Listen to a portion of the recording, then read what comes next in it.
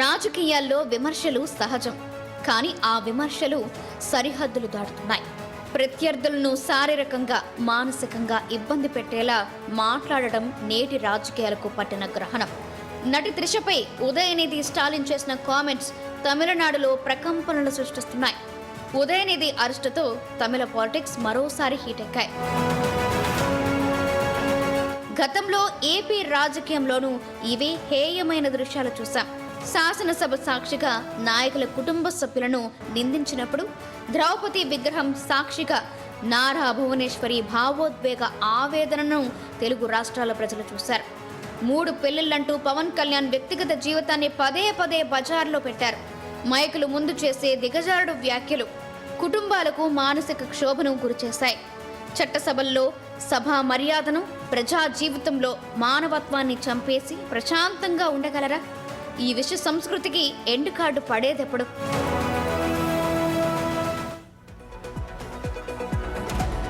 బాధ్యతాయుతమైన ప్రజా జీవితంలో ఉన్నవారు ఇట్లాంటి మాటలు మాట్లాడొచ్చా? ఉదయనిధి ఈయన ఎవరు? ఈయన వీళ్ళ తాతయ్య సీఎంగా పనిచేశారు, వీళ్ళ నాన్నగారు సీఎంగా పనిచేశారు, ఈయన గతంలో డిప్యూటీ సీఎంగా కూడా పనిచేశారు, ఈయన ఇప్పుడు ఎమ్మెల్యేగా కూడా ఉన్నారు, అంటే అసెంబ్లీ ఎమ్మెల్యేగా కూడా ఉన్నారు. ఇట్లాంటి మాటలు మాట్లాడవచ్చా? అంటే వీళ్ళ తాతగారి నుంచి ఆ కల్చర్ నేర్చుకుంటున్నారా? ఇప్పుడు కరుణానిధి గారి హయాంలో జయలలిత గారిని అసెంబ్లీ సాక్షిగా చాలా దారుణంగా అవమానించింది వీళ్ళ ఫ్యామిలీ. అంటే మీ తాత నుంచి కొన్ని లక్షణాలు నేర్చుకోవచ్చు, కొన్ని లక్షణాలు నేర్చుకోవద్దు. నేర్చుకోకూడని లక్షణాలన్నీ వంట పట్టించుకుంటున్నారా? ఇది మంచి పరిణామం కాదు కదా. అది వాళ్ళ పర్సనల్ విషయాలకు మీరు ఎందుకు తొంగి చూడాలి? ఇప్పుడు రాష్ట్రంలో ఎన్నో సమస్యలు ఉన్నాయి. మీది బాధ్యతాయుత ప్రతిపక్షంగా మీరు ఏం చేయాలి? సమస్యల గురించి అసెంబ్లీలో కొట్లాడండి, అసెంబ్లీలో మాట్లాడండి, నిలదీయండి. ఇప్పుడు కావేరీ జలాల గురించి మీటింగ్ పెట్టుకొని ఆడ త్రిష పర్సనల్ విషయాలు మీకెందుకు? త్రిష గురించి మాట్లాడాల్సిన అవసరం ఏంది? ఒక ఉదయనిధి అనే కాదు, మిగతా తెలుగు రాష్ట్రాల్లో కూడా నాయకులు ఇట్లాంటి వ్యవహారాలలో జోక్యం చేసుకుంటున్నారు. గతంలో కూడా అసెంబ్లీ సాక్షిగా కూడా భువనేశ్వరి గారి మీద ఎంతో రచ్చరచ్చగా మాట్లాడారు. పాపం చంద్రబాబు నాయుడు గారు కంటతడి కూడా పెట్టారు. వైసీపీ హయాంలో అది జరిగింది. తర్వాత టీడీపీ హయాంలో జగన్ గారి సతీమణి భారతి గారి గురించి మాట్లాడారు. అంటే మీరు ఇళ్లలో ఉన్న ఆడవాళ్ళ గురించి ఎందుకు మాట్లాడతారు? మీరు ప్రజాప్రతినిధులేనా? మీకు ప్రజాప్రతినిధిగా ఉండే హక్కు ఉందా? మీరు ప్రజా సమస్యల గురించి కొట్లాడండి, అంతేగాని ఆడవాళ్ళ గురించి, వాళ్ళ కుటుంబ వ్యవహారాల గురించి, వాళ్ళ వ్యక్తిగత జీవితాల గురించి మీకెందుకు? చాలా నోరు జాగ్రత్తగా పెట్టుకొని మాట్లాడితేనే విలువ, గౌరవం అనేది మిగిలింటాయి. మరి మీరు అన్నట్టుగా బేసిక్గా ఈ ఆడవాళ్ళని కించపరిచే కల్చర్ మొదట తమిళనాడులోనే పుట్టింది.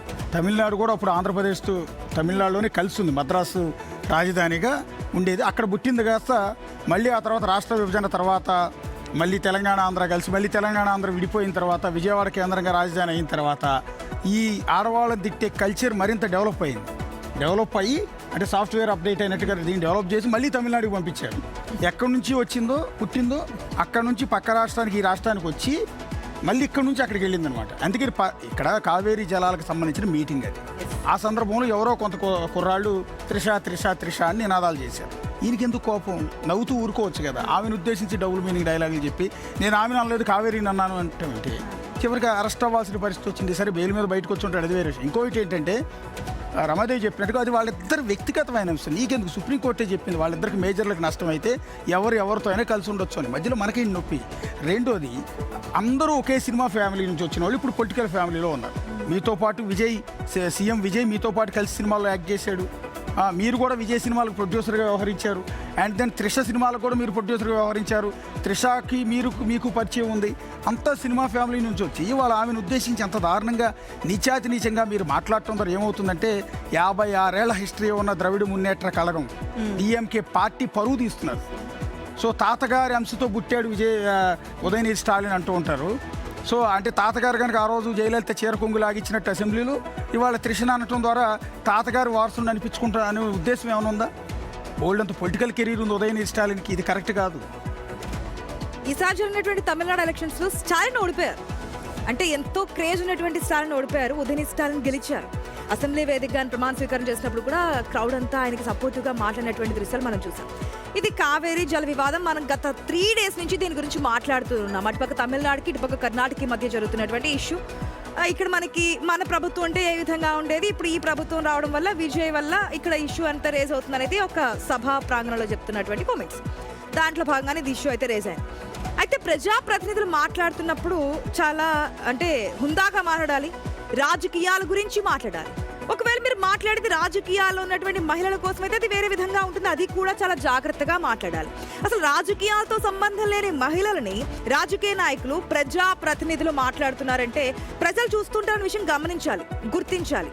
ఎందుకంటే ఈసారి మీరు ఏదో నేను ఎమ్మెల్యే కదా అనుకుంటే నెక్స్ట్ ఎలక్షన్స్ లో ఆ ఎమ్మెల్యే కూడా ఓడిపోయే పరిస్థితి రావచ్చు. ప్రజలు చాలా విజ్ఞులు. మనం చాలా, ఎందుకంటే మనకున్నటువంటి కోపంతో ఒక మాట అనేస్తే మనం ఎంతో గొప్ప అనుకుంటాం, కానీ దాన్ని ప్రజలు చాలా బాగా గుర్తుపెట్టుకుంటారు. ఎగ్జాంపుల్స్ మనకి ఏపీ పాలిటిక్సే ఎగ్జాంపుల్ కూడా మనకి ఫిక్స్ చేస్తున్నారు కదా. ఒక్కసారి ఆడవాళ్ళని, రాజకీయాలకి సంబంధం లేని ఆడవాళ్ళని అంటే కనుక ప్రజలు ఏ విధంగా రియాక్ట్ అవుతారని. ఈ సందర్భంగా ఒక క్వశ్చన్ రైజ్ అవుతుంది. పొలిటికల్ ప్రయోజనాల కోసం పొలిటికల్ లీడర్లు ఎంతకైనా దిగజారుతారని క్వశ్చన్ కూడా అవసరం. దిగజారుతున్నారు. అదొక పేటెంట్ రైట్ అయిపోయింది. ఆడవాళ్ళని బూతులు తిట్టడం, విమర్శించడం అనేది ఆయా పార్టీలకు పేటెంట్ రైట్గా